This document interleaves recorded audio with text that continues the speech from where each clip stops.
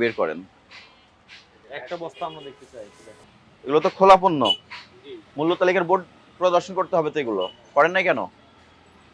পশু পাখি প্রাণীর খাদ্য উৎপাদন করতে হলে আপনাকে প্রাণী সম্পদ অধিদপ্তরের লাইসেন্স নিতে হবে।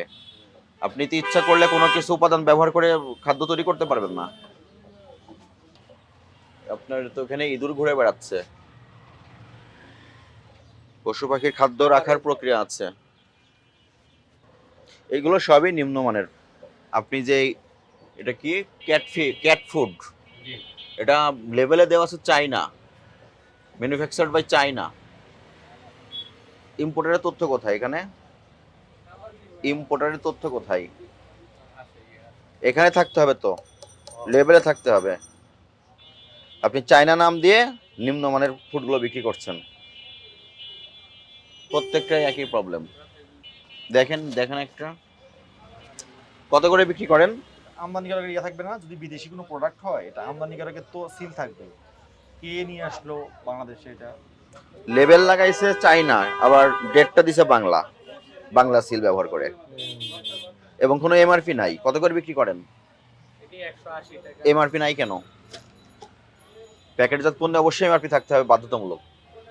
এই যে বিষয়টা এটা যে নিয়ে আসছেন, একটা প্রাণী যখন খাবে কোনো কিছু, এটা আপনার অবশ্যই প্রাণী সম্পদ যে দপ্তর আছে তার কাছে কিন্তু একটা সার্টিফিকেশন বা অনুমোদন নেওয়ার প্রয়োজন আছে। আপনার এখানে তখন আমরা কিছুই দেখতেছি না।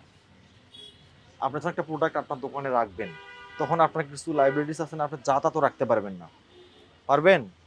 একজন এসে দিয়ে গেল আর আপনি রাখলেন, তা তো হলো না। এটা যদি আপনার তেজ গায়ে তৈরি করে আপনাকে বিদেশে কথা বলে, এতে কি আপনার ভোক্তা ঠকবে না? আপনার মাধ্যমেই তো আপনার মাধ্যমেই তো সেটা হচ্ছে। তা আপনাকে অবশ্যই সচেতন থাকতে হবে এই ক্ষেত্রে। যদি এটা বিদেশি হয় সেটা আপনার এই বিষয়টা, আর যদি দেশের ভিতরে কেউ উৎপাদন করে সেক্ষেত্রে তার কিন্তু প্রাণী সম্পদ যে দপ্তর আছে সেখান থেকে একটা সার্টিফিকেশন যে না এই প্রোডাক্টটা ঠিক আছে, মানসম্মত, এটা দেয়া যাবে। আপনার বেসিক্যালি আমরা ফিডের ইয়াটা দেখব, ফিড আপনি কত ক্রয় করেন এবং আপনি বিক্রয়ের কোন তথ্য রাখেন কিনা। আপনার এখানে মূলত গবাদি পশু পাখি বিভিন্ন প্রাণীর খাদ্য বিক্রি করেন, আমদানিকারকের তথ্য নাই। থাইল্যান্ড নাম দিয়েছেন, আমদানিকারকের কোনো তথ্য নাই, মূল্য নাই, ডেট এক্সপায়ার বা এমআরপি নাই। কিছু আছে। কত করে বিক্রি করেন? এটা বিক্রি করে হলো 220 টাকা। প্যাকেটজাত পণ্যে আমদানিকারক ওটার সর্বোচ্চ খুচরা বিক্রয় মূল্য নির্ধারণ করে লেবেলিং করবেন। আপনি যখন এটা নিয়েছেন তখন সেটা চেক করে নেন নাই কেন? আপনি যখনই বিদেশি জিনিস থাকবে এখানে কিন্তু অবশ্যই আপনার আমদানিকারকের তথ্য থাকবে। বোঝা গেল? দেশীয় প্রতিষ্ঠান হলে সেক্ষেত্রে কিন্তু প্রাণী সম্পদের সার্টিফিকেশন থাকবে। আপনি আপনার মানে আমাদের ফাইন্যান্সগুলো বুঝতে পারছেন তো? এই জিনিসটা কিন্তু আপনার কোনো ডেট নাই, কোনো পণ্য ডেট হবে না, ডেট ছাড়া কখনো হবে না। এইগুলা হচ্ছে বিভিন্নখানে দেশের অভ্যন্তরে এটা উৎপাদন করে, কিন্তু নাম দেয় বিদেশের, কোনো কোনো প্রকার এরা মানসম্মত কিছু নয়। বুঝতে পারছেন তো বিষয়টা? শুনে, আমি একটা জিনিস যদি দেশে উৎপাদন করি, আমি যদি বলি বাইরের দেশ থেকে নিয়ে আসছি, এটা কি প্রতারণা নয়? আচ্ছা।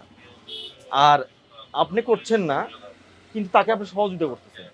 না না, এগুলো নকল, নিম্নমানের। এখন তো বুঝতে পারলেন, মানে মানুষের খাবারের ভেজালের পাশাপাশি পশু পাখির খাবারও ভেজাল ঢুকে গেছে। আমরা আপনার এখানে মোটা দাগে কয়েকটি যে প্রবলেম, সেটা হচ্ছে যে মূল্য তালিকা রাখতে হবে। হ্যাঁ, একটা আপনার এখানে মূল্য তালিকা থাকবে, 1 নম্বর বিষয়। 2 নম্বর বিষয় হচ্ছে যে বিদেশ থেকে যদি বিদেশি কোনো জিনিস থাকে সেখানে আমদানিকারকের তথ্য থাকবে, আর যদি না থাকে তাহলে আমরা বুঝবো যে এটা নকল বা ভেজাল। হ্যাঁ, আর আপনাকে এটা অবশ্যই এনশিওর করতে হবে যে এই কার কার জিনিস আমি রাখছি, মানে আমার দোকানে রাখছি। আর অবশ্যই আপনার ক্রয় রসিদ থাকবে এবং আপনার বিক্রিরও তথ্য থাকবে আপনার কাছে। ঠিক আছে? আমরা এই ব্যত্যয়গুলো আপনার কাছে পেয়েছি ভোক্তা অধিকার সংরক্ষণ আইনে। আপনাকে আমরা প্রথমবার সতর্ক করার জন্য 2টি ধারায় 5,000 টাকা, 5,000 টাকা, 10,000 টাকা জরিমানা করলাম। আর আমরা যে ফাইন্ডিংসগুলো আপনাকে দিলাম, আপনি এর পরবর্তীতে অনুসরণ করবেন।